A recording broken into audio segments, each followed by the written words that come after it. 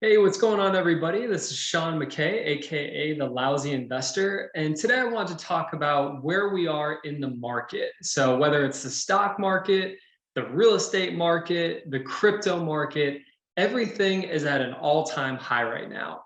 And understandably, for a lot of investors, they're looking at this scenario and they're saying, this isn't the right time to invest. They're either selling investments that they have, or they're just sitting in a lot of cash.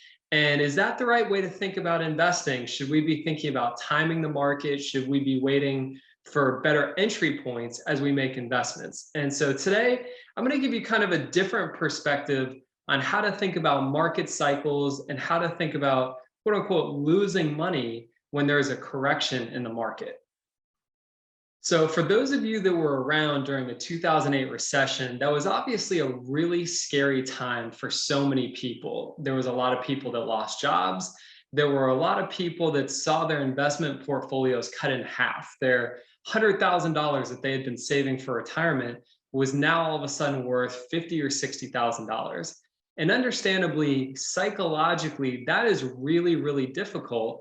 So as we look at where we are in the market today, it's understandable that a lot of people are concerned and they feel as though maybe this is the very top of the market and it's time for them to be selling their investments. For a lot of reasons, I don't think this is the right way for us to think about our investing. So first and foremost, I would agree if you have saved up a big pile of cash right now, you probably wouldn't want to put all of it into, let's say, the stock market in one day or maybe even 1 week or month.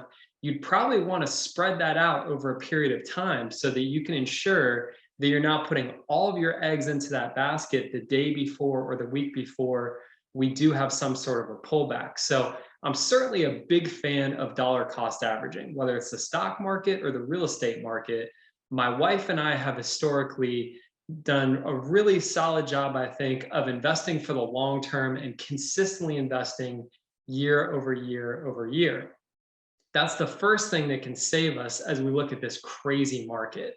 The next thing I would say is we have to look at what are the outcomes? What are we really afraid of having happen in this kind of crazy period that we're in? So, for a lot of people, obviously, it comes down to quote unquote losing money. We don't want to lose money. We don't want to see our investments go down. Now, I hate to tell you, if you're going to be a long-term investor, you're going to see your assets lose value for some period of time before hopefully they come back and make even more money. And so that's kind of our first point.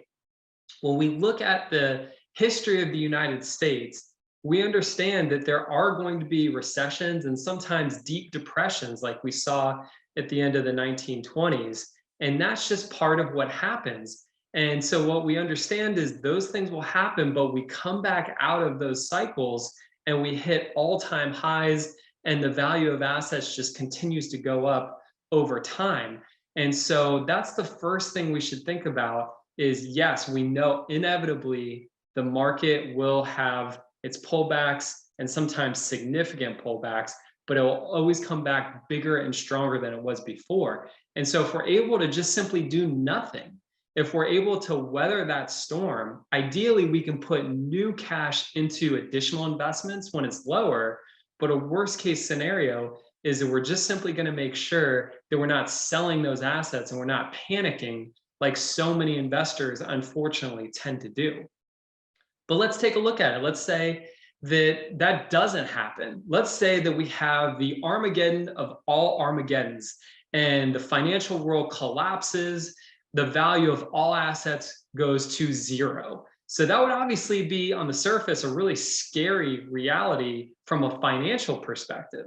But I would argue that if that actually does come to pass, the reality is we're not going to really worry about what types of investments we've made. There's a great saying in the investment community that goes something like this. It says, when the end of the world comes, it doesn't matter what your portfolio mix of stocks and bonds will be.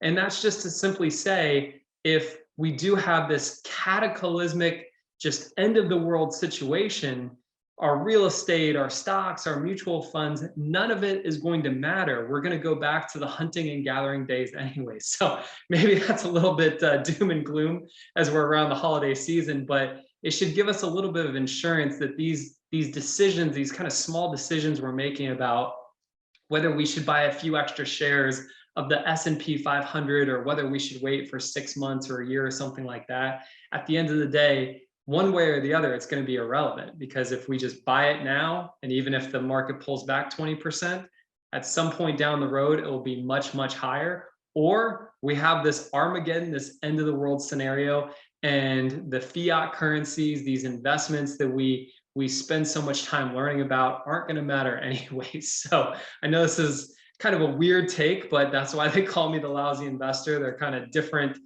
perspectives on the investment world.